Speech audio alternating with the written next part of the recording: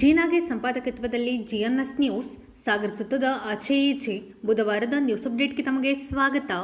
ಮುಖ್ಯಾಂಶಗಳು: ಶಾಸಕರಿಂದ ನಿರ್ಮಾಣ ಪೂರ್ಣಗೊಂಡ ಸಬ್ಜೈಲ್ ಕಾಮಗಾರಿ ವೀಕ್ಷಣೆ. ಮಾರ್ಕೆಟ್ ರಸ್ತೆ ಅಗಲೀಕರಣಕ್ಕೆ 8 ಕೋಟಿ ರೂಪಾಯಿ, ಆಸ್ಪತ್ರೆ ಮೇಲ್ದರ್ಜೆಗೆ 70 ಕೋಟಿ, ಯುಜಿಡಿ ಕಾಮಗಾರಿಗೆ 20 ಕೋಟಿ ರೂಪಾಯಿ ಮಂಜೂರಾಗಿದೆ ಎಂದ ಶಾಸಕರು.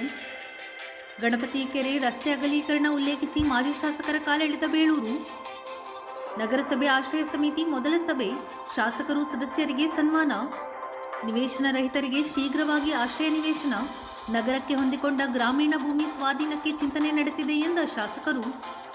ಏಪ್ರಿಲ್ 4ರಂದು ಬೆಂಗಳೂರಿನಲ್ಲಿ ನಿವೃತ್ತ ನೌಕರರ ರಾಜ್ಯ ಸಮ್ಮೇಳನ ಪಾಲ್ಗೊಳ್ಳಲು ಮನವಿ. ಈಗ ಸುದ್ದಿಯ ವಿವರ. ಸಾಗರ ಉಪವಿಭಾಗೀಯ ಆಸ್ಪತ್ರೆ ಮೇಲ್ದರ್ಜೆಗೆ ಏರಿಸಲು 70 ಕೋಟಿ ರೂಪಾಯಿ ಅನುದಾನ ಮಂಜೂರಾಗಿದೆ.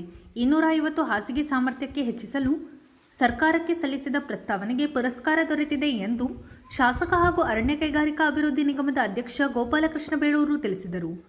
ಸಾಗರದ ವರದಾ ರಸ್ತೆಯಲ್ಲಿರುವ ಸಬ್ಜೈಲ್ ಕಾಮಗಾರಿಯನ್ನು ಬುಧವಾರ ಪರಿಶೀಲನೆ ನಡೆಸಿ ಅವರು ಮಾತನಾಡುತ್ತಿದ್ದರು. ಈ ಸಂದರ್ಭದಲ್ಲಿ ಡಾಕ್ಟರ್ ರಂಗರಾಜ್, ನಗರಸಭಾ ಸದಸ್ಯರಾದ ಗಣಪತಿ ಮಂಡ್ಯಗಳಲೆ, ಮಧುಮಾಲತಿ, ಪ್ರಮುಖರಾದ ತಾರಾಮೂರ್ತಿ, ಗಿರೀಶ್ ಕೋವಿ, ಪರಿಮಳ, ಬೀರೇಶ್ ಕಾಗೋಡು ಇನ್ನಿತರರು ಹಾಜರಿದ್ದರು. ಈ ಸಾಗರದ ಜೈಲ್ ಕಾಂಪೌಂಡು ಬಿದ್ದೋಗಿ 1 ವರ್ಷ ಆಯ್ತಲ್ಲ, ಒಂದು ವರ್ಷದ ಹತ್ತತ್ರ ಮುಗೀತು, 1 ವರ್ಷ ಮುಗೀತು.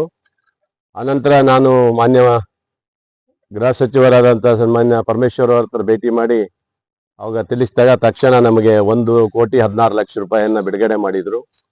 ಈಗ ಭಾಳ ಅದ್ದೂರಿಯಾಗಿ ಚೆನ್ನಾಗಿ ಬಂದಿದೆ. ಕಾಂಪೌಂಡ್ ತುಂಬ ಎತ್ತರದಲ್ಲಿ ಚೆನ್ನಾಗೇ ಒಳ್ಳೆಯ ಶಿಸ್ತಾಗಿ ಕಟ್ಟಿದ್ದಾರೆ. ಈಗ ಇವರು ಹೇಳೋದು ಮತ್ತೊಂದು ಸ್ವಲ್ಪ ಆ ಕಡೆನೂ ಕಾಂಪೌಂಡ್ ಬೇಕು ಅಂತ ಹೇಳಿದ್ದಾರೆ. ನಾವು 2 ಕ್ವಾರ್ಟರ್ಸಿಗೂ ಈಗಾಗಲೇ ರೆಡಿ ಮಾಡೋಕ್ಕೆ ಕೊಟ್ಟಿದ್ದೀವಿ. 2 ಕ್ವಾರ್ಟರ್ಸ್ ಆಗಬೇಕು. ಮತ್ತೊಂದಿಷ್ಟು ಕಾಂಪೌಂಡ್ ಅಮೌಂಟ್ ಇದೆ, ಈಗ 7 ಲಕ್ಷ ರೂಪಾಯಿ ಇದೆ. ಈಗ ಅದನ್ನು ಇದು ಮಾಡ್ತೀವಿ. ಸಾಕಾಗಿಲ್ಲ ಅಂದರೆ ಮತ್ತೆ ಅದನ್ನು ತೆಗೆದುಕೊಳ್ಳುವಂಥ ವ್ಯವಸ್ಥೆ ಮಾಡಬೇಕು. ಮತ್ತು ಏನಾಗಿದೆ, ಇಲ್ಲಿ ಹಿಂದಿಂದಲೂ ಇಲ್ಲಿ ಇರುವಂಥ ಜೈಲು ಈಗ ಶಿವಮೊಗ್ಗ ಹೋಗಿದ್ದರಿಂದ ಏನೋ ಒಂಥರ ಇಲ್ಲಿ ನಮ್ಮ ಸ್ಥಳೀಯವಾಗಿ ಎಲ್ಲರೂ ಭಾಳ ಜನ ಕೇಳ್ತಾರೆ, ನಮಗೆ ಅಲ್ಲೆಲ್ಲ ಹೋಗೋಕ್ಕಾಗಲ್ಲ ಸರ್, ಇಲ್ಲೇ ಇರಬೇಕು, ಜೈಲೆಲ್ಲ ಇರಲಿ ಅಂತ ಕೇಳಿದ್ರಿಂದ ಅದಕ್ಕೋಸ್ಕರ ಆಸಕ್ತಿ ವಹಿಸಿ ಮತ್ತೆ ಈ ಹಳೆ ಜೈಲನ್ನು ಉಳಿಸ್ಕೊಳ್ಳೋಕ್ಕೋಸ್ಕರ ಇವತ್ತು ಈ 1,16,00,000 ರೂಪಾಯಿ ಬಿಡುಗಡೆ ಮಾಡಿದ್ದೀನಿ. ಈಗ ಸದ್ಯದಲ್ಲೇ ಈಗ ಶಿವಮೊಗ್ಗದಿಂದ ಇಲ್ಲಿ ಶಿಫ್ಟ್ ಮಾಡ್ಕೊಡ್ತೀವಿ. ಈಗ ಅದನ್ನೇ ಸ್ವಲ್ಪ ಎಲ್ಲ ಕ್ಲೀನ್ ಮಾಡೋದಿದೆ. ಅದಕ್ಕೆ ನಾವು ಸೂಪರಿಂಟೆಂಡೆಂಟ್ ಅವ್ರು ಬಂದಿದ್ದಾರೆ, ಅವ್ರ ಹೆಸರು ಡಾಕ್ಟರ್ ರಂಗನಾಥ್ ಅಂತ ಹೇಳಿ ಬಂದಿದ್ದಾರೆ. ಅವರು ಬಂದಿದ್ದಾರೆ, ಎಲ್ಲ ನೋಡಿದ್ದಾರೆ. ಈಗ ಓಕೆ ಮಾಡಿದ್ದೀವಿ. ಹಿಂದ್ಗಡೆ ಇದೆಲ್ಲ ಕಟ್ಟಿದ್ದೀವಿ. ಹೊರದಾಕಿ ಹೊಸ ಕಟ್ಟಬೇಕು ಆ ಗೋಡೆ ಅಂತ ಆ ಭಾಗದಲ್ಲಿ ಒಂದು ಸ್ವಲ್ಪ ಕೇಳಿದ್ದಾರೆ. ಅದಕ್ಕೆ ಎಲ್ಲ ರೆಡಿ ಮಾಡಿ ಕೊಟ್ಟಿದ್ದೀವಿ. ಈಗೇನು ಒಳಗಡೆ ಇರೋಕ್ಕೆಲ್ಲ ಅವ್ರಿಗೆ ಯಾವುದೇ ಸಮಸ್ಯೆ ಇಲ್ದಂಗೆ ಮಾಡ್ಕೊಟ್ಟಿದ್ದೀವಿ. ನಾವು ಸೂಪರಿಂಟೆಂಡೆಂಟ್ ಹೇಳೋದಷ್ಟೇ, ಈ ಕೈದಿಗಳು ಬಂದರೆ ಅವ್ರಿಗೆಲ್ಲರಿಗೂ ಇಲ್ಲೆಲ್ಲ ಗಾರ್ಡನ್ ಮಾಡಿಸಿ ಒಂದು ಸ್ವಲ್ಪ ಚೆನ್ನಾಗಿ ಮಾಡಿಸಿಡ್ರಿ ಅಂತೇಳಿ ಹೇಳಿದ್ದೀವಿ. ಇಲ್ಲಿ ಯಾರು ಸೂಪರಿಂಟೆಂಡೆಂಟ್ ಬರ್ತಾರೋ ಗೊತ್ತಿಲ್ಲ, ಅವ್ರು ಬಂದವರು ಅವ್ರು ಮಾಡಬೇಕು. ಯಾಕಂದರೆ ಭಾಳ ಚೆನ್ನಾಗಿ ಇದಿದೆ. ಒಂಥರ ಮುಂಚೆಲ್ಲ ಚೆನ್ನಾಗಿತ್ತು, ಅದು ಈಗ ಒಂಥರ ಹಾಳು ಬಿದ್ದಂಗೆ ಆದಂಗೆ ಆಗಿದ್ದರಿಂದ ಈ ಹಳೆ ಮರ ಎಲ್ಲ ತಗ್ಸಿಬಿಡಿ, ಅವೆಲ್ಲ ತಗ್ಸಿ ಒಳ್ಳೆ ಒಂದಿಷ್ಟು ಗಿಡಗಳನ್ನ ಸುತ್ತ ಒಂದಿಷ್ಟು ಒಳ್ಳೆ ಕ್ಲೀನ್ ಮಾಡಿಸಿ ಒಂದಿಷ್ಟು ಗಿಡಗಳನ್ನ ಹಾಕಬೇಕು. ಆಯ್ತಾ? ಗಂಧದ ಮರ ಮಾಡ್ರಿ, ಗಿಡ ರೆಡಿ ಸಾಕಾಗಲ್ಲ. ಇನ್ನೊಂದಿಷ್ಟು ನೋಡ್ರಿ, ಗಂಧದ ಮರ ಇಲ್ಲಿ ಹೆಂಗು ಯಾರು ಬರೋದಲ್ಲ, ಬೇರೆ ಕಡೆ ಆದ್ರೆ ಟಕ್ ಹೊಡ್ಕೊಂಡು ಹೋಗ್ಬಿಡ್ತಾರೆ. ಇಲ್ಲಾದ್ರೆ ಏನಿರಲ್ಲ. ಇಲ್ಲಿ ನೋಡ್ಕೊಳ್ಳಿ, ಅವ್ನ ಅಭ್ಯಾಸ ಆಗಿದ್ದ ನನ್ ಮಗ ಅವನಾರು ಬಂದ್ರೆ ಅವ ದಾರ್ಸಕ್ ಆಗುತ್ತೋ ಬಿಡುತ್ತೆ, ಅವ್ನ ಅಭ್ಯಾಸ ಕೊಡೋದು ಮಾಡ್ಬಿಡ್ರಿ ಅಂತ ಮಾಡೋದು, ಅದನ್ನು ಇರ್ತಾರೆ. ಅದನ್ನ ಸ್ವಲ್ಪ ನೋಡ್ಕೊಳ್ರಿ. ಒಟ್ನಲ್ಲಿ ಗಂಧದ ಮರ ಸ್ವಲ್ಪ ಜಾಸ್ತಿ ನಡ್ರಿ. ಯಾಕಂದ್ರೆ ಸರ್ಕಾರಕ್ಕೂ ಆದಾಯ ಆಗುತ್ತೆ, ಮುಂದಕ್ಕೆ ಗೌರ್ಮೆಂಟ್ಗೆ ಆದಾಯನೂ ಬರುತ್ತೆ. ಅದೇನು ತುಂಬಾ ಎಷ್ಟು ದೊಡ್ಡದಾಗ್ಬೇಕಾದ್ರೆ ಮಾಡ್ಬೋದು. ಇಲ್ಲಿ ಅಂದ್ರೆ ಸಿಂಗಲ್ಸ್ ಆ ತರ ಇದ್ ಮಾಡಕ್ ಬಿಡಬಾರ್ದು, ನೇರಾಗಿ ಹೋಗ್ಬಿಟ್ಟು. ಈಗ ನೋಡಿ, ನಮ್ಮ ಆಡಳಿತ ಸೌಧಕ್ಕೆ ದುಡ್ಡು ಈಗಾಗಲೇ 4 ಕೋಟಿ ಚಿಲ್ಲರೆ ಬೇರೆ ಬಂದಾಗಿದೆ. ಹಾಗೆ ಎಲ್ಲ ಕೆಲವೊಂದು ಅಡಚಣೆಗಳು ಇರೋಕೆಲ್ಲ ಈಗ ಕೊಟ್ಟಿದ್ದೀವಿ. ಆಮೇಲೆ ಮಾರ್ಕೆಟ್ ರೋಡಿಗೆ 8 ಕೋಟಿ ರೂಪಾಯಿ ಕೊಟ್ಟಿದ್ದೀವಿ. ಈಗ ಆಮೇಲೆ ಈ ಹೈವೇ ಇದಕ್ಕೂ ಸಹ ಈಗ ಈಗ ಅವರಿಗೆಲ್ಲ ಪರಿಹಾರ ಕೊಡದೇ ಇರೋದಿದೆ. ಅದಕ್ಕೂ ಸಹ ಇವತ್ತು ಬೆಳಗ್ಗೆ ನಾನು ಮಾತಾಡಿದ್ದೀನಿ. ಇಮಿಡಿಯೇಟ್ಲಿ ಅವ್ರಿಗೆ ಪರಿಹಾರ ಕೊಡ್ಬೇಕಂತ ಹೇಳಿದ್ದಾರೆ. ಅವರು ಆಯ್ತು ಅಂತ ಹೇಳಿದ್ದಾರೆ. ಕೆಲವರಿಗೆಲ್ಲ ಕೊಡದೇನೆ ಹೊಡೆದಿದ್ದೀವಿ. ಅವರಿಗೂ ಪರಿಹಾರ ಕೊಡ್ತೀವಿ, ಯಾವ ಚಿಂತೆ ಮಾಡೋದಿಲ್ಲ. ಮಾರ್ಕೆಟ್ ರಸ್ತೆ 8 ಕೋಟಿ ರೂಪಾಯಿ ಎಷ್ಟಿದೆ ಈಗ? 8 ಕೋಟಿಗೆ ಬಂದಿದೆ. ಮುಖ್ಯ ಹಂಗೆ ಬರ್ತಾ ಇರ್ತಾರೆ. ನಾವೇನು ಅಲ್ಲೇನೋ ಹೇಳಿದ್ರೆ ಮಾಜಿ MLA ಅವ್ರು ಏನ್ ತರ್ಲಿಲ್ಲ, ಅದ್ ಮಾಡ್ಲಿಲ್ಲ, ಇದ್ ಮಾಡ್ಲಿಲ್ಲ ಅಂತ. ಯಾರು ತಂದ್ರು, ಅವ್ರು ತಂದ ಕಾಲದಲ್ಲಿ ಅವ್ರು ಮಾಡಿದಾರೆ, ನಮ್ಗೆ ತಂದ ನಾವು ಮಾಡಿದ್ವಿ. ಅವ್ರ ಹೆಸರೇ ಬೇಕಾದ್ರೆ ಬರ್ಕೊಳ್ರಿ, ಅವರೇ ಪಾಪ ಅವರೇ ಮಾಡಿರೋ ಅಭಿವೃದ್ಧಿ ಅಂತ ಬರ್ಕೋಬಹುದು. ನಮ್ಗೇನ್ ಚಿಂತೆನೇ ಇಲ್ಲ. ನಮ್ಗೆ ಸಾಗರ ಅಭಿವೃದ್ಧಿ ಆಗ್ಬೇಕು ಅಷ್ಟೇ ರೀ. ಅದೇ ಅವ್ರೇನು ಅವ್ರ ಮನೆ ಸ್ವಂತ ದುಡ್ಡು ಏನು ತಂದಿಲ್ಲಲ್ಲ. ಮಾಜಿ MLA ಸ್ವಂತ ದುಡ್ಡು ತಂದು ಹಾಕಿದ್ರೆ ಪಾಪ ಹೇಳ್ಬೋದಿತ್ತು. ಏನೋ ಒಂದು ತಾಂಟ್ ಕೊಟ್ಟಿದ್ದಾರೆ ನೋಡಿದೆ. ಹಾಗಾಗಿ ಆ ತರ ಏನಿಲ್ಲ. ನಾನು ಸಹ ಇದು ಮಾಡಿದ್ದೀನಿ. ಆ UGD 20 ಕೋಟಿ ರೂಪಾಯಿ ಶುರುವಾಗ್ತದೆ ಈಗ. UGD ಇದನ್ನ ಮಾನ್ಯ ಮಂತ್ರಿಗಳಾದ ಮಧು ಬಂಗಾರಪ್ಪನವ್ರು ಬರ್ತಾ ಇದ್ದಾರೆ, UGDದು ಮತ್ತು BCATದು ಮತ್ತು ನಮ್ಮ 4 ಕೋಟಿದು ಮತ್ತು ಡಿಗ್ರಿ ಕಾಲೇಜ್ ಸೇರಿ ಒಂದು ಉದ್ಘಾಟನಾ ಸಮಾರಂಭವನ್ನು ಹಾಕೊಳ್ತೀವಿ. ಅದ್ರ ಜೊತೆಗೆ ಈಗ ಹೇಳಿದ್ನಲ್ಲ, ಕುಡಿಯುವ ನೀರಿನ ಯೋಜನೆ 275 ಕೋಟಿ ರೂಪಾಯಿ ಈಗಾಗಲೇ ಮುಂದಿನ ಇದರಲ್ಲಿ ಈಗ ಸ್ಯಾಂಕ್ಷನ್ ಆಗ್ತಾ ಇದೆ. ಅದನ್ನು ಸಹ ಮುಂದೆ ಇಡೀ ನಮ್ಮ ಪಟ್ಟಣ ಪಂಚಾಯತಿಯ ಎಲ್ಲ ಮನೆಗಳಿಗೆ 24 ಗಂಟೆ ಕುಡಿಯುವ ನೀರು ಯೋಜನೆಯನ್ನ ಜಾರಿಗೊಳಿಸುವಂತ ಕೆಲಸವನ್ನ ಈಗಾಗಲೇ ಅದನ್ನು ನಮ್ಮ ಸರ್ಕಾರ ರೆಡಿ ಮಾಡ್ತಾ ಇದೆ. ಖಂಡಿತ ಅದು ಈಗ ರೂರಲ್ ಅಲ್ಲಿ ಈಗಾಗಲೇ ನಾವು ಸುಮಾರು 300 ಚಿಲ್ಲರೆ ಕೋಟಿ ಹತ್ತತ್ರ ಕೊಟ್ಟಿದ್ದೀವಿ. ಈಗ ರೂರಲ್ಗೂ ಸಹ 300 ಕೋಟಿ ಚಿಲ್ಲರೆ ಹತ್ತತ್ರ ನಾವು ಕೊಟ್ಟಿದ್ದೀವಿ. ಅದ್ರ ಜೊತೆಗೆ ಇದು ಒಂದು 202 ಕೋಟಿ 275 ಕೋಟಿ ಟೋಟಲ್ 506 ಕೋಟಿ ರೂಪಾಯಿ ಬರೀ ಕುಡಿಯುವ ನೀರು ಯೋಜನೆಗಳಿಗೆ ನಾವು ಹೆಚ್ಚು ಇವತ್ತು ಈ ಸರಿ ಕೊಟ್ಟಿದ್ದೀವಿ. ನಾವು ಇವೆಲ್ಲವನ್ನ ಮುಂದಿನ ಪ್ರಗತಿ ಮಾಡುವಂತ ವ್ಯವಸ್ಥೆ ಆಗಬೇಕಾಗಿದೆ. ಆಮೇಲೆ ನಮ್ಮ ಇನ್ನೂ ಬಹಳ ಇದೆ. ಏನ್ ಗೊತ್ತಾ, ನಮ್ಮ ತುಂಬ್ರಿ ಮತ್ತು ಆ ಕಡೆ ಕೋಗಾರ್ ಭಾಗದಲ್ಲಿ ನೀರಿನ ಸೋರ್ಸ್ ಇಲ್ಲದೆ ಗಣಪತಿ ದೇವಸ್ಥಾನ ಹೇಳಿದ್ದೀನಿ. ಈಗಾಗಲೇ ಒಂದು ಬೋರ್ಡ್ ಹಾಕಿದ್ದೀವಿ ನಾವು. ಮುಂದಿನ ನಮ್ಮ ಕನಸುಗಳು ಏನನ್ನೋದನ್ನ ಬೇಳೂರು ಈಗಾಗಲೇ ಹಾಕಿದ್ದೀವಿ. ಅದಕ್ಕೆ ಈಗಾಗಲೇ 50 ಚಿಲ್ಲರೆ ಕೋಟಿ 55 ಲಕ್ಷ ಇದೆ. ಈಗ ಮುಂದೆ ನಮಗೆ ಸುಮಾರು 2 ಕೋಟಿ ರೂಪಾಯಿ ಹತ್ತಿರ ನಮಗೆ ಬೇಕಾಗಿದೆ.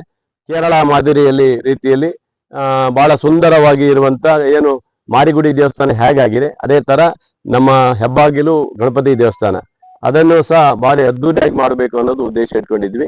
ಈಗಾಗಲೇ ಅದನ್ನ ಪ್ಲಾನ್ ಮಾಡಿದ್ವಿ ಈಗ ನಾವು ಮತ್ತು ಜೊತೆಗೆ ದಾನಿಗಳಿಂದ ಮತ್ತು ಸಾರ್ವಜನಿಕರಿಂದಲೂ ಸಹ ಅದನ್ನ ಒಂದು ಮೀಟಿಂಗ್ ಮಾಡ್ತೇನೆ ನಾನು, ಪತ್ರಕರ್ತರಿಂದ ಹಿಡಿದು ಈ ಸಾಗರದ ಎಲ್ಲ ಕಮಿಟಿ ಎಲ್ಲ ಅಧ್ಯಕ್ಷರುಗಳು, ಈ ದೇವಸ್ಥಾನ ಕಮಿಟಿ ಅಧ್ಯಕ್ಷರು ಮತ್ತೆ ಬೇರೆ ಬೇರೆ ಸಂಘ ಸಂಸ್ಥೆಗಳನ್ನೆಲ್ಲ ಕರೆದು ಮತ್ತು ನಗರಸಭೆಯವರನ್ನೆಲ್ಲ ಇಟ್ಕೊಂಡು ಒಂದು ಮೀಟಿಂಗ್ ಮಾಡಿ ಏನು ಮಾಡಬೇಕು ಆ ಒಂದು ಮಹಾಗಣಪತಿ ದೇವಸ್ಥಾನದ. ಈಗಾಗಲೇ ಮಹಾಗಣಪತಿ ಸೋರ್ತಾ ಇತ್ತು, ನಾವು ಬರೋಕ್ಕಿಂತ ಮುಂಚೆ ಸೋರ್ತಾ ಇತ್ತು. ಅದಕ್ಕೆ ತಕ್ಷಣ ಒಂದು ಸೋರುತ್ತದೆ ಅಂತ ಹೇಳಿದ ತಕ್ಷಣ ಇಮಿಡಿಯೇಟ್ಲಿ ಅಲ್ಲಿ ಸೀಟ್ ಎಲ್ಲ ಹಾಕ್ಸಿ ಎಲ್ಲ ರೆಡಿ ಮಾಡಿ ಕೊಟ್ಟಿದ್ದೀನಿ. ಯಾವುದೇ ಸಮಸ್ಯೆ ಇಲ್ಲದೆ ಕೊಟ್ಟಿದ್ದೀನಿ. ಮ್ಯಾಟ್ ಹಾಕ್ಸ್ಕೊಟ್ಟಿದ್ದೀನಿ, ಓಡಾಡೋಕ್ಕೆ ಬಿಸಿಲು ತಾಗಬಾರ್ದು ಅಂತೆಲ್ಲ ಇವೆಲ್ಲ ನಮ್ಮ ಕಾಲದಲ್ಲೆಲ್ಲ ಮಾಡಿದೀವಿ. ಇನ್ನೂ ಮಾಡೋದು ಬಹಳದಿದೆ, ಮಾಡೋಣ. ಗಣಪತಿ ಕೆರೆಗೆ ಮಾತ್ರ ಕೈ ಹಾಕೋದಲ್ಲ, ಬಿಡ್ಕೊಳ್ರಿ, ಅದೊಂದು ಇಲ್ಲ. ಗಣಪತಿ ಕೆರೆಯನ್ನು ಹೊರತುಪಡಿಸಿ ನಾವೆಲ್ಲವನ್ನೂ ಮಾಡ್ತೀವಿ. ನಾವು ಅದೊಂದು ಮಾತ್ರ ನಾವು ಮಾಡಕ್ ಹೋಗಲ್ಲ. ಯಾಕಂದ್ರೆ ಹಿಂದೆ ಇಡೀ ಅಭಿವೃದ್ಧಿ ಮಾಡಿದ್ದೆ ಗಣಪತಿ ಕೆರೆ, ಹಂಗಾಗಿ ಅದಕ್ಕೆ ನಾವು ಕೈ ಹಾಕೋದಿಲ್ಲ. ಅದೊಂದು ಶಾಶ್ವತ ಅವ್ರಿಗೆ ಹೆಸರಲ್ಲಿ ಇರ್ಲಿ ಅದು. ಅದರಿಂದ ನಮ್ಗೆ ಅದು ಬಿಟ್ಬಿಡಿ. ನಾವೇನಾದ್ರು ದೇವಸ್ಥಾನಗಳು ಮತ್ತೆ ಅದ್ರ ಜೊತೆಗೆ ಎದುರುಗಡೆ ಇರುವಂತ ಇದು ಆಂಜನೇಯ ದೇವಸ್ಥಾನ ಸಹ ಬಹಳ ಹಳೇದಾಗಿ ಇದ್ದು ಸ್ವಲ್ಪ ಸುಣ್ಣ ಬಣ್ಣ ಇಲ್ಲದೆ ಬಹಳ ಕೂತಿದೆ. ಅದಕ್ಕೂ ಸಹ ಈಗಾಗಲೇ ಮುಖ್ಯ ಇಲಾಖೆಗೆ ಮಾತಾಡಿದ್ದೀನಿ. ನಮ್ಮ ವೈಯಕ್ತಿಕ ಗ್ರಾಂಟ್ ಅನ್ನು ಕೊಡ್ಬೇಕಂತ ನಾವು ಅಂದ್ರೆ ಇದು ನಮ್ಮ MLA ಗ್ರಾಂಟ್ ಕೊಡೋಕೆ ನಾವು ತಯಾರಿದ್ದೀವಿ. ಒಟ್ಟಿನಲ್ಲಿ ಅಲ್ಲಿಯೂ ಸಹ ಒಳ್ಳೆ ಚಂದ ಮಾಡಬೇಕು, ಕಾಂಪೌಂಡ್ ಎಲ್ಲ ಹಾಕಿ ಪೈಂಟ್ ಎಲ್ಲ ಮಾಡಿ ಮತ್ತೆ ಅಲ್ಲಿ ಒಳ್ಳೇದ್ ಮಾಡ್ಬೇಕಂತ ಹೇಳಿ ಅಲ್ಲಿಯ ಸಾರ್ವಜನಿಕರು ಹೇಳಿದ್ದಾರೆ. ಅವು ಎರಡೂ ಚೆನ್ನಾಗಿ ಬರ್ಬೇಕು ನಮ್ಮ ಉದ್ದೇಶ. ಒಂದು ಪಾರ್ಕ್ ಮಾಡ್ಬೇಕಂತ ಇದ್ದೀವಿ ಅಲ್ಲಿ. ಹಾಗಾಗಿ ಒಟ್ಟಿನಲ್ಲಿ ಅಲ್ಲಿ ಚೆನ್ನಾಗಿ ಕಾಣಬೇಕು ಅನ್ನೋ ರೀತಿಯಲ್ಲಿ ಒಟ್ಟು ಸಾಗರದ ಅಭಿವೃದ್ಧಿಯಲ್ಲಿ ಯಾವುದೇ ಹಿನ್ನಡೆ ಇಲ್ಲ. ಈಗ ಹೇಳಿದ್ದಾರೆ, ಹಾಲಪ್ಪನವ್ರು ಹೇಳಿದ್ದಾರೆ, ನಾವು ಅಗಲೀಕರಣ ರಸ್ತೆಗೆ ಅಂತದ್ದು ಹೊಸನಗರದ್ದು ಮತ್ತು ಕೆಳದಿ ರಸ್ತೆದು ಏನು ಅವರು ಇದು ಹೇಳಿದ್ದಾರೆ, ಏನು ನಾ ಮಾಡಿಸಿದೆ ಅಂತ ಹೇಳಿದ್ರೆ. ರಮೇಶ್ ಎಲ್ಲಿ ಅದು ಆಯ್ತಾ, ನಾವು ಸ್ಯಾಂಕ್ಷನ್ ನಮ್ಮ ಲೆಟರ್ ಮೇಲೆ ಆಗಿದ್ದು ಕೊಡ್ತೀನಿ, ತಾವು ತಗೋಬಿಡಿ. 11 ಕೋಟಿ ರೂಪಾಯಿನ ಅವ್ರಿಗೆ ತೋರಿಸ್ಬಿಡಿ, ಹಾಲಪ್ಪನವ್ರಿಗೆ ಹೋಗಿ ತೋರಿಸ್ಬಿಡಿ. ಸುಮ್ಮನೆ ಹೋಗೋದ್ ಬೇಡ, ಸುಮ್ಮನೆ ಏನೇನೋ ಜನರಿಗೆ ಇದ್ ಮಾಡೋದ್ ಬೇಡ. ಕೊಟ್ಬಿಡ್ತೀವಿ. ರಮೇಶ್ ಅವರು ಪತ್ರಿಕೆಯವರಿಗೆ ಅಧ್ಯಕ್ಷರಿಗೆ ಒಂದು ಕಾಪಿ ಕಳಿಸ್ಬಿಡಿ. ಅದು 8 ಕೋಟಿ ರಿಲೀಸ್ ಆಗಿದ್ದು ಕೊಡಿ, 11 ಕೋಟಿ ರಿಲೀಸ್ ಆಗಿದ್ದು ಕೊಡಿ. ಬೇಡ, ಅವ್ರ ಪಾಪ ಅವ್ರು ಇಟ್ಕೊಂಡು ಮಾಡ್ಕೊಂಡು ಹೋಗಿದ್ರು. 3 ಕಂಬ ಹಾಕಿ ಹೋಗಿದ್ರು, ಲೈಟ್ ಹಾಕಿ ಹೋಗಿದ್ರು ಮಾರ್ಕೆಟ್ ರಸ್ತೆಯಲ್ಲಿ. ಅದನ್ನ 10 ಸರಿ ಪುಣ್ಯಾತ್ಮ. ಆ ಹೆಣ್ಮಕ್ಳನ್ನ ಕರ್ಕೊಂಡು ಹೋಗೋದು, ರಾತ್ರಿ ಲೈಟ್ ತೋರ್ಸೋದು, ಉದ್ಘಾಟನೆ ಮಾಡೋದು. 10 ಸರಿ ಬೇಡ ಮಾರ, ಅದು ಎಂತ ಮಾರ. ನಾವಂತೂ 10 ಸರಿ ಮಾಡೋದಲ್ಲ, ಒಂದೇ ಸರಿ ಒಂದು ಟೇಪ್ ಕಟ್ ಮಾಡಿ ಬಿಟ್ಬಿಡ್ತೀವಪ್ಪ ಅಷ್ಟೇ. ರೆಡಿಯಾಗಿ ಆರ್ಡರ್ ಕಾಪಿ ಬಂದಿದೆ, ಅದು ಕೊಡಿ. 70 ಕೋಟಿದು ಕೊಡ್ರಿ. ಪಾಪ ಹಾಲಪ್ಪ ಕಣ್ಣೇ ಕಾಣ್ಲಿಲ್ಲ ಆಸ್ಪತ್ರೆ, ಪಾಪ ಅವನಿಗೆ ಡಯಾಲಿಸಿಸ್ ಮಿಷನ್ ಬರೀ 3-4 ಇದ್ದವು. ಇವತ್ತೆಷ್ಟಿದೆ? 15 ಮಿಷನ್ ಇಟ್ಟಿದ್ದೇನೆ. ಅಂದ್ರೆ ಬಡವರ ಬಗ್ಗೆ ಚಿಂತನೆ ಇದ್ರೆ ಮಾತ್ರ ಅದು ಮಾಡ್ಲಿಕ್ಕೆ ಸಾಧ್ಯ. ಅದು ಗೋಪಾಲಕೃಷ್ಣ ಬೇಳೂರಿಗೆ ಇರುತ್ತೆ, ಅವ್ರು ಮಾಡ್ತಾರೆ. ಖಂಡಿತ ಈ ತಾಲೂಕಿನ ಅಭಿವೃದ್ಧಿಯಲ್ಲಿ ಯಾವುದೇ ಇದು ಮಾಡೋ ಪ್ರಶ್ನೆನೇ ಇಲ್ಲ. ಖಂಡಿತವಾಗಿ ಅಭಿವೃದ್ಧಿ ಮಾಡ್ತೀವಿ. ಓಕೆನಾ? ಬಡ ಜನರಿಗೆ ಆಶ್ರಯ ನಿವೇಶನ ನೀಡುವುದು ನಮ್ಮ ಆದ್ಯತೆಯಾಗಿದೆ. ನಗರಸಭೆಯಲ್ಲಿ 2,000ಕ್ಕೂ ಹೆಚ್ಚು ಅರ್ಜಿಗಳು ಆಶ್ರಯ ನಿವೇಶನ ಕೋರಿ ಸಲ್ಲಿಕೆಯಾಗಿದ್ದು, ಅರ್ಹರಿಗೆ ನಿವೇಶನ ನೀಡಲು ಅಗತ್ಯ ಕ್ರಮ ಕೈಗೊಳ್ಳಲಾಗುತ್ತದೆ ಎಂದು ಶಾಸಕ ಹಾಗೂ ಅರಣ್ಯ ಕೈಗಾರಿಕಾ ಅಭಿವೃದ್ಧಿ ನಿಗಮದ ಅಧ್ಯಕ್ಷ ಗೋಪಾಲಕೃಷ್ಣ ಬೇಳೂರು ತಿಳಿಸಿದರು. ಸಾಗರದ ನಗರಸಭೆಯಲ್ಲಿ ಬುಧವಾರ ಆಶ್ರಯ ಕಚೇರಿಯನ್ನು ಉದ್ಘಾಟನೆ ಮಾಡಿ ಆಶ್ರಯ ಸಮಿತಿ ಸಭೆ ನಡೆಸಿ ಅವರು ಮಾತನಾಡುತ್ತಿದ್ದರು. ಈ ಸಂದರ್ಭದಲ್ಲಿ ನಗರಸಭಾಧ್ಯಕ್ಷೆ ಮೈತ್ರಿ ಪಾಟೀಲ್, ಪೌರಾಯುಕ್ತ HK ನಾಗಪ್ಪ, ತಹಶೀಲ್ದಾರ್ ಚಂದ್ರಶೇಖರ್ ನಾಯ್ಕ್, ನಗರಸಭಾ ವ್ಯವಸ್ಥಾಪಕ ಬಾಲಚಂದ್ರ, ಆಶ್ರಯ ಸಮಿತಿ ಸದಸ್ಯರಾದ ಮಕ್ಮುಲ್ ಅಹಮದ್, ಪರಿಮಳ, ಆರ್ಥರ್ ಗೋಮ್ಸ್, ಸೋಮು ಇನ್ನಿತರರು ಹಾಜರಿದ್ದರು. ಪ್ರಥಮ ಮೀಟಿಂಗ್ ಅನ್ನು ಮಾಡಿ ನಮ್ಮ ಇವರು ಆಶ್ರಯ ಸದಸ್ಯರಿಗೂ ಸಹ ಸನ್ಮಾನ ಮಾಡೋ ಮೂಲಕ ಇವತ್ತು ಮೀಟಿಂಗ್ ಅನ್ನು ಶುರು ಮಾಡಿದ್ದೀವಿ. ಇವತ್ತು ತಹಶೀಲ್ದಾರರು, ನಾಗಪ್ಪದವರು ಮತ್ತು ಸಂಬಂಧಪಟ್ಟ ಅಧಿಕಾರಿಗಳು ಏನು ಬಂದಿದ್ದಾರೆ ಅವರ ನೇತೃತ್ವದಲ್ಲಿ ಈಗಾಗಲೇ ನಾವು ಕೆಲವೊಂದು ಜಾಗಗಳಿಗೆ ಎಲ್ಲೆಲ್ಲಿ ಜಾಗ ಇದೆ ಆಶ್ರಯ ಕಮಿಟಿ ಕೊಡಲಿಕ್ಕೆ ನಾವು ಈಗಾಗಲೇ ಕೆಲವೊಂದು ಜಾಗವನ್ನು ಪ್ರಸ್ತಾವನೆ ಮಾಡಿದ್ದೀವಿ. ಮತ್ತು ಕೆಲವು ರೂರಲ್ ಭಾಗದಲ್ಲಿ ಅಂದರೆ ನಮ್ಮ ಸಿಟಿಯ ಪಕ್ಕದಲ್ಲಿರುವಂಥ ಅಟ್ಯಾಚ್ ಇರುವಂಥ ಈ ಕಲ್ಮನಿ ಇರ್ಬೋದು, ಈ ಕಡೆ ಭೀಮನೇರಿ ಪಂಚಾಯತಿ ಇರ್ಬೋದು, ಅಥವಾ ಈ ಕಡೆ ಕಲ್ಸೆ ಪಂಚಾಯತಿ ಇರ್ಬೋದು, ಅಥವಾ ಮಂಕಾಳೆ ಪಂಚಾಯತ್ಗೆ ಈ ಥರ ಪಂಚಾಯತ್ ವ್ಯಾಪ್ತಿಯಲ್ಲೂ ಸಹ ಕೆಲವೊಂದು ನಿವೇಶನಗಳು ಜಾಗ ಇರೋದ್ರಿಂದ ಅಲ್ಲಿಯೂ ಸಹ ತಗೊಳ್ಬೇಕು ಅನ್ನೋದೊಂದು ನಮ್ಮೆಲ್ಲ ಚರ್ಚೆ ಮಾಡಿದ್ದೀವಿ. ಒಟ್ಟಿನಲ್ಲಿ ಬಡವರಿಗೆ ಈಗ ಅಧ್ಯಕ್ಷರು ಹೇಳ್ತಾ ಇದ್ರು ನಾವೆಲ್ಲ ಸೇರಿ ಮಾಡಬೇಕು, ಬಡವರಿಗೆ ಸಿಗತ್ತೆ ಅಂತೇಳಿ. ಹಿಂದೆ 2000 ಅರ್ಜಿ ಬಂದಿದೆ. ಆ ಅರ್ಜಿಗೆ ಏನಾದ್ರು ತಾತ್ಕಾಲಿಕ ಬಗ್ಗೆ ನಾವು ಕೊಡಬೇಕಂತ ಇದೆ.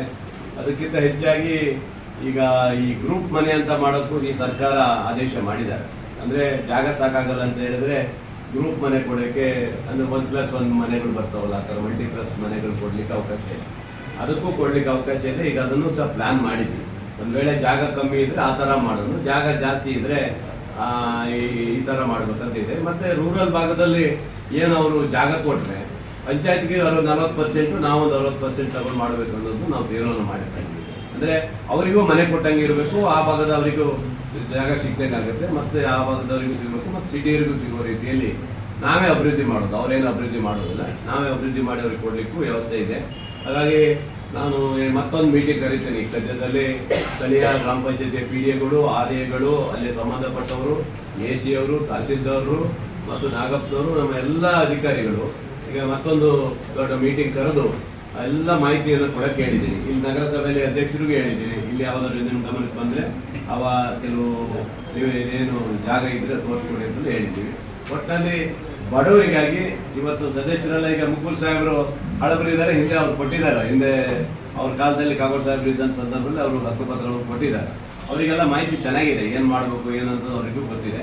ಅವರು ಸಹ ಅದ್ರ ಬಗ್ಗೆ ಹೆಚ್ಚು ಕಾಳಜಿ ಇರೋದ್ರಿಂದ ಅವ್ರನ್ನೇ ಮಾಡಿದ್ದೀವಿ.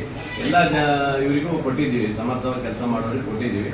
ನಾನು ಇರ್ತೀನಿ, ಅದಕ್ಕೆ ಇವ್ರ ಆಫೀಸಲ್ಲಿ ಇವತ್ತಿಂದ ಉದ್ಘಾಟನೆ ಆಗಿದೆ. ಇವತ್ತಿಂದ ಕುತ್ಕೊಳ್ತಾರೆ, ಏನೇನು ಆಗಬೇಕು ಚರ್ಚೆ ಮಾಡಿ ಇಲ್ಲೇ ಸರ್ಕಾರದ ಬಹಳ ವರ್ಷದಿಂದ ಇದ್ದಂತ ಏನು ಬಹಳ ಬಡ ಜನರಿಗೆ ಹಕ್ಕುಪತ್ರ ಸಿಗ್ಲಿಲ್ಲ. ಇವತ್ತು ರಾಜ್ಯ ಸರ್ಕಾರ ಮೊನ್ನೆ ಅಸೆಂಬ್ಲಿಯಲ್ಲಿ ಒಂದು ನಿರ್ಣಯ ತಗೊಂಡ್ರು. ನಮ್ಮ ಸನ್ಮಾನ್ಯ ಮುಖ್ಯಮಂತ್ರಿಗಳು ಈ ಭಾಗದ ಇಡೀ ರಾಜ್ಯದ ಜನರಿಗೆ ಸಿಗಬೇಕು ಅನ್ನೋ ಉದ್ದೇಶದಿಂದ ಏನ್ ಬಿ ಖಾತಾ ಅಭಿಯಾನವನ್ನು ಶುರು ಮಾಡಿದರು. ನಿಜವಾಗ್ಲೂ ಇದೊಂದು ದೊಡ್ಡ ಸಾಧನೆ ಅಂತ ಹೇಳ್ಬೋದು ಇವತ್ತು. ಯಾಕಂದ್ರೆ ಸಾಗರದಲ್ಲಿ ಸುಮಾರು 4-5 ಸಾವಿರ ಜನರಿಗೆ ಹಕ್ಕುಪತ್ರ ಸಿಗುತ್ತೆ. 4-5 ಸಾವಿರ ಜನ ಅಂದ್ರೆ ಹಕ್ಕುಪತ್ರ ಸಾಮಾನ್ಯ ಅಲ್ಲ, ಅದು ಒಂದು ನಿವೇಶನ ಕೊಟ್ಟಂಗಿಲ್ಲ. ಈಗ ನಾವು ಹೊಸ ನಿವೇಶನ ಕೊಟ್ಟಂಗೆ ಇದನ್ನ ಈಗಾಗಲೇ ನಾವು ಅಧ್ಯಕ್ಷರು ಕೂತ್ಕೊಂಡಿದ್ದೀವಿ. ಬಿ ಖಾತಾ ಅಭಿಯಾನದ್ದು ಎಲ್ಲ ವಾರ್ಡ್ಗಳಲ್ಲಿ ಒಂದು ಸಭೆ ಮಾಡಿ ಆ ಬಿ ಖಾತಾದಲ್ಲಿ ಇದನ್ನ ರೆಡಿ ಮಾಡಿಬಿಟ್ಟು ಆಮೇಲೆ ದೊಡ್ಡದಾದ ಒಂದು ಸಭೆ ಮಾಡಿ ಎಲ್ಲರಿಗೂ ಹಂಚಬೇಕು ಅನ್ನೋದು ಈಗಾಗಲೇ ತೀರ್ಮಾನ ಮಾಡಿದ್ದೀವಿ. ಈಗಾಗಲೇ ಯಾವ ವಾರ್ಡ್ ಅಲ್ಲಿ ಎಷ್ಟೆಷ್ಟು ಇದೆ ಅಂತ ಮಾಹಿತಿ ಕೂಡ ಕೇಳಿದ್ದೀನಿ. ಇದು ಕೊಟ್ಟಾದ ನಂತರ ನಾವು ನೆಕ್ಸ್ಟ್ ವಾರ್ಡ್ ಅಲ್ಲಿ ಸಭೆ ಮಾಡ್ತೀವಿ. ನಾಗಪ್ಪನವರ ಕಮಿಷನರ್ಗೆ ಹೇಳಿದ್ವಿ, ವಾರ್ಡ್ ಅಲ್ಲಿ ಸಭೆ ಮಾಡಿ ರಾಜ್ಯದ ನಮ್ಮ ಉಸ್ತುವಾರಿ ಸಚಿವರಾದ ಮಧು ಬಂಗಾರಪ್ಪನ ನೇತೃತ್ವದಲ್ಲಿ ಈ ಒಂದು ಕಾರ್ಯಕ್ರಮವನ್ನು ಅದ್ದೂರಿಯಾಗಿ ಮಾಡಬೇಕಂತ ನಾವು ತೀರ್ಮಾನ ಮಾಡಿದ್ವಿ. ರಾಜ್ಯ ಸರ್ಕಾರಿ ನಿವೃತ್ತ ನೌಕರರ ಸಂಘದ ರಾಜ್ಯ ಸಮ್ಮೇಳನ ಮತ್ತು ಕಾರ್ಯಾಗಾರ ಏಪ್ರಿಲ್ 4ರಂದು ಬೆಳಗ್ಗೆ 10ಕ್ಕೆ ಬೆಂಗಳೂರಿನ ಅರಮನೆ ಮೈದಾನದ ಪ್ರಿನ್ಸ್ ಸೈನ್ ಗೇಟ್ ನಂಬರ್ 9ರಲ್ಲಿ ನಡೆಯಲಿದೆ ಎಂದು ಸಂಘದ ರಾಜ್ಯ ಸಂಘಟನಾ ಕಾರ್ಯದರ್ಶಿ ಮಾಸನಂಜುಂಡಸ್ವಾಮಿ ತಿಳಿಸಿದರು. ಬುಧವಾರ ಸುದ್ದಿಗೋಷ್ಠಿಯಲ್ಲಿ ಅವರು ಮಾತನಾಡುತ್ತಿದ್ದರು. ಗೋಷ್ಠಿಯಲ್ಲಿ ತಾಲೂಕು ಸಂಘದ ಅಧ್ಯಕ್ಷ ಉಮೇಶ್ ರೆನೆಲ್ಲೂರು, ಗೌರವಾಧ್ಯಕ್ಷ ಎಸ್ ಬಸವರಾಜ್, ಪ್ರಮುಖರಾದ MC ಪರಶುರಾಮಪ್ಪ, ಸೋಮರಾಜ್, ದಮಯಂತಿ ಇನ್ನಿತರರು ಹಾಜರಿದ್ದರು. ವಿಶೇಷವಾಗಿ ನಮ್ಮ ಕರ್ನಾಟಕ ರಾಜ್ಯ ಸರ್ಕಾರಿ ನಿವೃತ್ತ ನೌಕರ ಸಂಘ 67 ವರ್ಷಕ್ಕೂ ಕೂಡ ಇತಿಹಾಸ ಉಳ್ಳದ್ದು. ಅವತ್ತಿನ ಸಹ ಸಂಪತ್ ಕುಮಾರ್ ಅಂತ ಹೇಳಿ ಅದನ್ನ ಸ್ಥಾಪನೆ ಮಾಡಿದಂಥವ್ರು. ಈಗ ಸಂಘದ ಅಧ್ಯಕ್ಷರಾಗಿ ಡಾಕ್ಟರ್ L ಭೈರಪ್ಪನವರು ಯಶಸ್ವಿಯಾಗಿ ನಡೆಸ್ಕೊಂಡು ಬರ್ತಾರೆ. ಅದೇ ರೀತಿ ಸಾಗರದಲ್ಲಿ ಬಹಳ ಹಿಂದೆ 25 ವರ್ಷಗಳ ಹಿಂದೆ ಭೀಮಾಚಾರ ವೆಂಕಟರಮಣವರು, ಅದ ನಂತರ ನಮ್ಮ ಈಗಿನ ಗೌರವಾಧ್ಯಕ್ಷರಿಂದ ಬಸವರಾಜ್ ಅವರು, ಈಗ ಪ್ರಸ್ತುತ ಅಧ್ಯಕ್ಷರಾಗಿದ್ದ ಉಮೇಶ್ ಹಿರೇನೆಲ್ಲೂರವರು, ಅವರ ಎಲ್ಲ ಆಡಳಿತ ಮಂಡಳಿಯವರು ಕೂಡ ಇಡೀ ರಾಜ್ಯದಲ್ಲಿ ಒಂದು ಸಾಗರ ತಾಲೂಕು ಮಾದರಿ ಆಗಿರುವಂತೆ ನಮ್ಮ ನಿವೃತ್ತ ಸರ್ಕಾರಿ ನೌಕರ ಸಂಘ ನಡ್ಕೊಂಡ್ ಬರ್ತಾ ಇರೋದು ತಮ್ಮೆಲ್ಲರೂ ಕೂಡ ಗೊತ್ತಿದೆ. ಸಾಗರ ತಾಲೂಕು ಕೂಡ ಸದ್ಯದಲ್ಲೇ ಬೆಳ್ಳಿ ಹಬ್ಬ ಮಾಡೋರಿದ್ದಾರೆ, ಅದನ್ನ ಮುಂದಿನ ದಿನಗಳಲ್ಲಿ ಅವ್ರು ತಿಳಿಸೋರಿದ್ದಾರೆ. ಈಗ ನಮ್ಮ ಕರ್ನಾಟಕ ರಾಜ್ಯ ಸರ್ಕಾರಿ ನಿವೃತ್ತ ನೌಕರ ಸಂಘದ ಸಮ್ಮೇಳನ, ಒಂದು ರಾಜ್ಯ ಸಮ್ಮೇಳನ ಕಾರ್ಯಾಗಾರ 4ನೇ ತಾರೀಕು ಶುಕ್ರವಾರ ಬೆಳಗ್ಗೆ ನಮಗೆ ಪ್ರಿನ್ಸ್ ಸೈನ್ಸ್ ಅರಮನೆ ಆವರಣ, ಅಂದ್ರೆ ಆ ಭಾಗದಲ್ಲಿ ಅರಮನೆ ಆವರಣದಲ್ಲಿ ಗೇಟ್ ನಂಬರ್ 9ರಲ್ಲಿ ನಡೀತಾ ಇದೆ. ವಿಶೇಷವಾಗಿ ನಾವು ಸರ್ಕಾರಿ ನಿವೃತ್ತ ನೌಕರ ಸಂಘದ ನಮ್ಮ ಬೇಡಿಕೆಗಳು ಏನಂತಂದ್ರೆ, ಏನು 1/7/2022ರಿಂದ ನಿವೃತ್ತಿ ಹೊಂದಿದ ಸರ್ಕಾರಿ ನೌಕರಿಗೆ ವೇತನ ಒಂದು ನಿಗದೀಕರಣ ಮಾಡಿದ್ದಾರೆ. ಆದ್ರೆ ಅಲ್ಲಿಂದ ಮುಂದಕ್ಕೆ ಅವರಿಗೆ ಫೈನಾನ್ಷಿಯಲ್ ಬೆನಿಫಿಟ್ ಕೊಟ್ಟಿಲ್ಲ.